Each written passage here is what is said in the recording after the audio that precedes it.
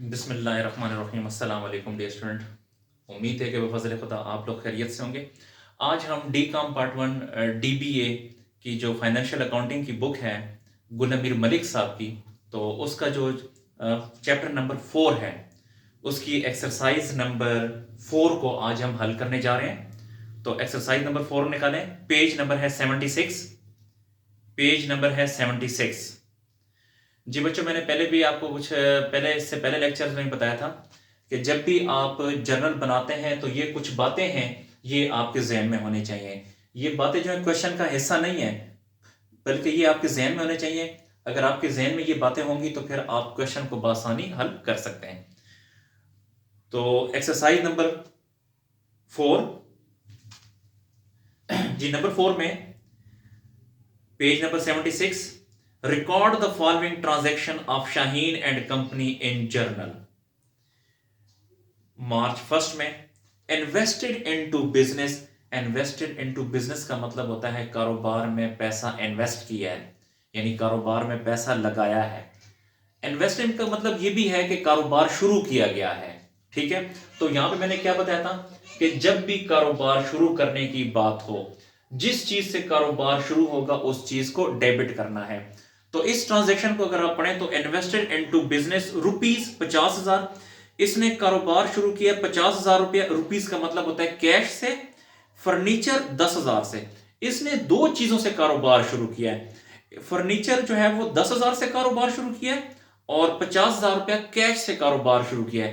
तो चूंकि दो चीजों से कारोबार शुरू किया है तो जिस चीज से कारोबार शुरू होगा वो चीज डेबिट होगी। इन दोनों को हमने डेबिट करना है, यानी कैश को भी डेबिट करेंगे 50,000 और फर्नीचर को भी डेबिट करेंगे। क्योंकि हम इस बात को फॉलो कर रहे हैं तो क्रेडिट किसे करेंगे? कैपिटल को क्रेडिट करेंगे। तो कैपिटल को हम क्रेडिट कर देंगे।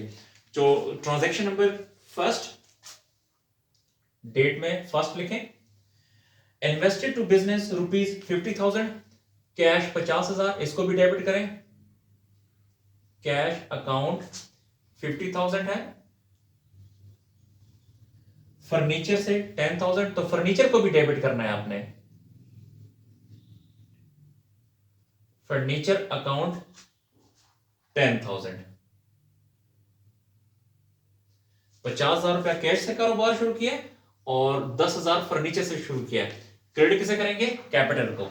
तो जहां पे ये खत्म हो रहे हैं यहां पे लिखना है कैपिटल अकाउंट। कैपिटल अकाउंट जी। अब इसको हमने क्लोज करना है, तो यहां पे लिखेंगे started business with cash and capital.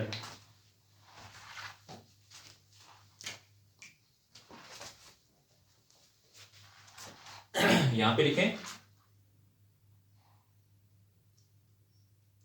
Started business with cash and capital. Cash and cash and furniture.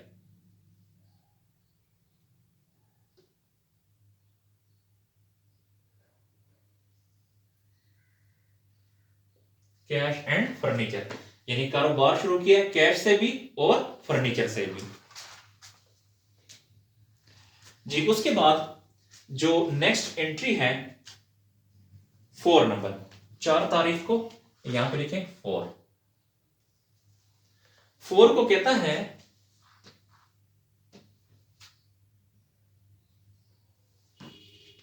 Purchase merchandise. हमने मर्चेंडाइज खरीदी है। फॉर कैश, कैश का मतलब होता है नकद, हमने मर्चेंडाइज खरीदी है। परचेज मर्चेंडाइज, हमने मर्चेंडाइज खरीदी है। देखें, हम गए बाजार गए, वहां से मर्चेंडाइज खरीद के ले आए हैं। तो हमारे पास क्या चीज आई? मर्चेंडाइज आई। तो मैंने क्या कहा था? लफ्ज गुड्स आ जाए, मर्चेंडाइज आ जाए, आपने क्या लफ्ज इस्तेमाल करना है? परचेजेस। ठीक है, तो परचेज मर्चेंडाइज, हमने मर्चेंडाइज खरीदी है, हमारे पास मर्चेंडाइज आई ना, तो मर्चेंडाइज को डेबिट होना चाहिए। क्योंकि क्या कहता है, जो चीज कारोबार में आती है या जो चीज हमारे पास आती है उसको आपने डेबिट करना है। तो परचेज मर्चेंडाइज, हमने मर्चेंडाइज खरीदी है, मर्चेंडाइज खरीद ली है तो हमारे पास मर्चेंडाइज आ गई ना। तो जो चीज आती है वो डेबिट, तो मर्चेंडाइज को डेबिट होना चाहिए। लेकिन मर्चेंडाइज की जगह क्या लफ्ज इस्तेमाल करेंगे? परचेजेस। तो मर्चेंडाइज की जगह हम परचेजेस को डेबिट करेंगे। तो यहां पे लिखें purchase account debit. Purchase merchandise for cash, हमने मर्चेंडाइज खरीदी है, नकद खरीदी है। देखें जब हमने मर्चेंडाइज खरीदी है तो हमने उसे पैसे दिए हैं, यानी हमसे क्या चीज गई, कैश गया है ना। तो यहां पे क्या लिखा है, जो चीज कारोबार से जाती है या जो चीज हमारे से जाएगी तो उसको हमने क्रेडिट करना है। तो हमसे कैश गया तो हम कैश को क्रेडिट करेंगे। तो यहां पे कैश को क्रेडिट करते हैं, कैश अकाउंट क्रेडिट। सॉरी, ये जो पहली एंट्री है इसमें ये रह गया था 50 और 10 कितना हो गया, 60,000। कैपिटल यहां पे 60,000 आएगा जी। सेकंड ट्रांजैक्शन की तरफ आते हैं, 4 की तरफ। तो 4 में परचेज मर्चेंडाइज फॉर कैश 4,000, हमने परचेज की है कैश पे 4,000 की, तो 4,000 डेबिट और 4,000 क्रेडिट हो जाएगा जी। इस एंट्री को भी क्लोज करें। तो हमने परचेज की है कैश पे, तो आप जो मर्जी आप ट्रांजैक्शन नरेशन लिखें या जो ये एंट्री लिखी है कि परचेज मर्चेंडाइज फॉर कैश, यही यहां पे लिख दें, परचेज मर्चेंडाइज फॉर कैश। 4 के बाद फिर है जी 14 को paid advance rent for the year. Paid advance rent, देखें जी हमने रेंट पे कर दिया। देखें जब हम किसी चीज का रेंट देते हैं तो वो हमारा खर्चा होता है, वो हमारा एक्सपेंस होता है। Paid advance rent for the year, हमने साल का किराया पे कर दिया 14 को। देखें फर्ज करें कि घर का किराया है, जब मैंने घर का किराया दिया तो ये मेरा एक्सपेंस हो गया ना, और यहाँ पे क्या लिखा है, एक्सपेंस हमेशा डेबिट होता है। तो डियर स्टूडेंट, ये जो रेंट है इसको अंडरलाइन करें, ये एक्सपेंस है और एक्सपेंस हमेशा डेबिट होता है। तो रेंट को डेबिट कर दें, रेंट अकाउंट डेबिट, या एडवांस रेंट भी लिख सकते हैं। Paid advance rent for the year 30,000, हमने 30,000 रुपया रेंट पे कर दिया। देखें जब हमने रेंट पे किया है तो हमसे क्या चीज गई, कैश गया ना, क्योंकि मैंने 30,000 रुपया पैसे उसे दे दिए, 30,000 रुपया कैश उसे दे दिया, तो मुझसे कैश चला गया। तो यहां पे क्या लिखा है, जो चीज कारोबार से जाती है उसे क्रेडिट करना है, या जो चीज हमसे जाएगी उसे आपने क्रेडिट करना है। तो कैश को क्रेडिट करते हैं, कैश अकाउंट क्रेडिट 30,000। यहां पर भी लिखें 30,000 जी। अब आप इसको क्लोज कर दें, इस ट्रांजैक्शन को क्लोज करें। ये हमने रेंट पे किया है तो यहां पे लिखें paid rent for the year, या जो ट्रांजैक्शन यहां पे लिखी है कि paid advance rent for the year, यही वाली अमाउंट आप यहां पे, यही वाली लाइन आप यहां पे लिख सकते हैं। उसके बाद 22 को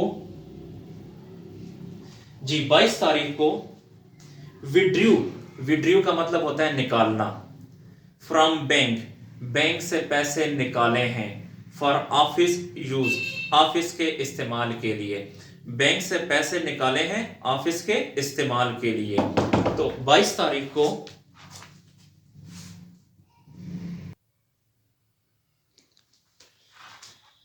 जी 22 को मैं जरा दोबारा पढ़ देता हूं।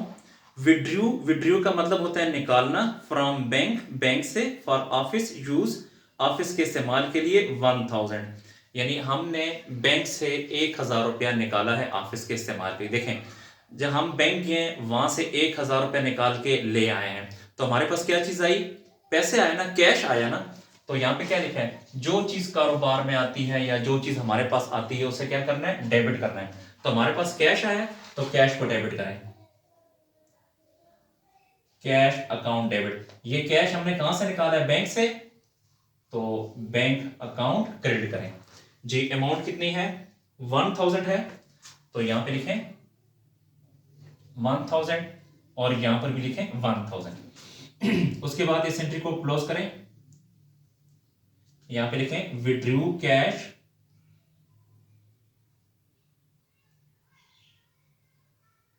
फ्रॉम बैंक, बैंक से कैश हमने निकाला है। 22 के बाद फिर है 29 को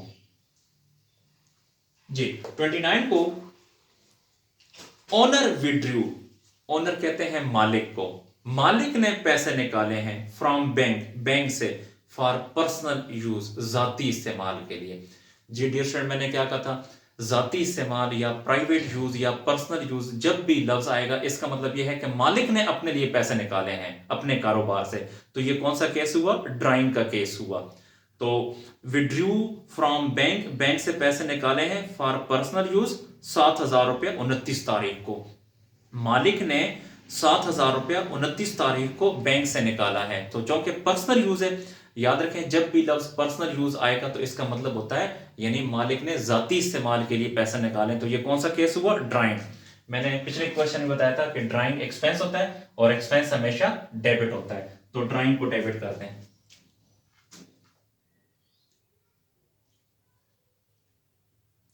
ड्राइंग अकाउंट डेबिट, मालिक ने पैसे कहां से निकाले हैं, बैंक से, तो बैंक अकाउंट क्रेडिट करते हैं। जी अमाउंट कितनी है 7,000, तो यहां पे लिखें 7,000।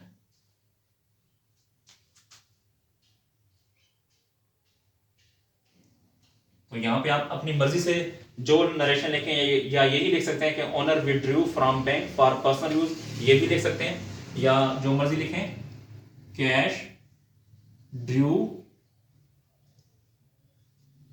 For personal use from bank, जो मर्जी लिखें, cash Drew for personal use from bank.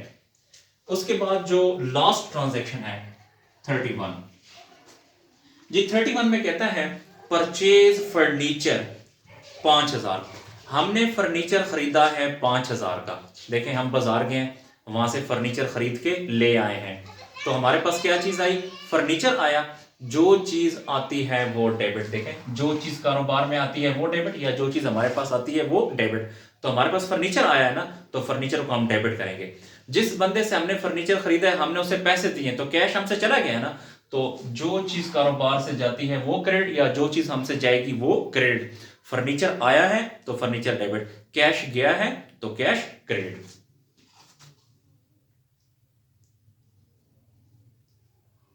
Furniture account debit और कैश अकाउंट क्रेडिट। जी सब्जेक्ट टू 2% ट्रेड डिस्काउंट, और जो ट्रेड डिस्काउंट है वो 2% है। हमने जो टोटल परचेज की है वो 5,000 की है, तो देखें ये 5,000 और इसका 2% डिस्काउंट, 2 सिफर इससे कट जाएंगे, तो 50 को 2 से मल्टीप्लाई करेंगे 100 आएगा। तो हमने टोटल जो परचेज की है वो 5,000 की है, तो 5,000 में से 100 डिस्काउंट को लेस कर दें तो बाकी कितना रह गया, 4,900 रह गया। तो यहां पे लिखें 4,900 परचेज फर्नीचर, परचेज फर्नीचर यहां पे लिखो। जी डियर स्टूडेंट, हमारा जो क्वेश्चन है वो खत्म हुआ।